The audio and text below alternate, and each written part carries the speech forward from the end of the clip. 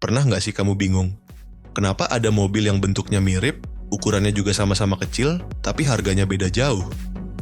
Ada yang cuma 100 jutaan, ada juga yang udah 200 lebih, padahal sekilas kelihatannya sama aja.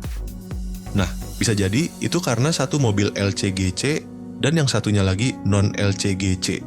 Tapi, sebenarnya apa sih LCGC itu? Kenapa bisa beda banget sama mobil biasa? Jadi gini, LCGC itu singkatan dari Low Cost Green Car. Ini adalah program pemerintah Indonesia yang diluncurkan tahun 2013.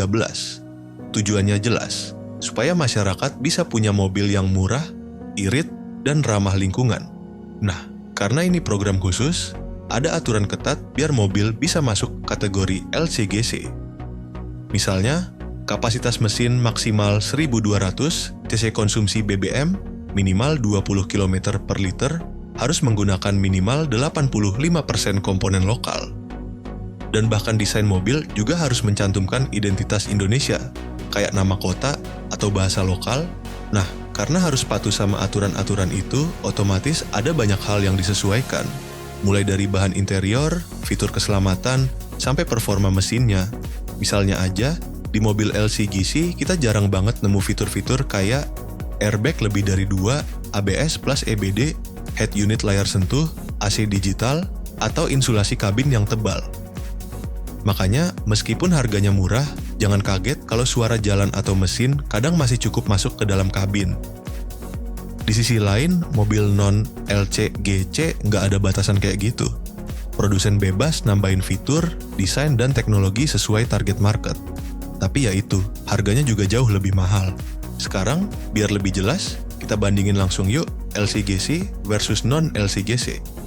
Harga LCGC mulai dari 130 juta, non-LCGC bisa mulai dari 200 juta ke atas, bahkan bisa 2 kali lipat. Pajak dan biaya kepemilikan. LCGC dibebaskan dari PPNBM, jadi pajaknya lebih murah. Cocok buat yang mau punya mobil tapi nggak mau terbebani pajak tahunan tinggi. Konsumsi BBM, LCGC irit banget, bisa sampai 20-25 km per liter.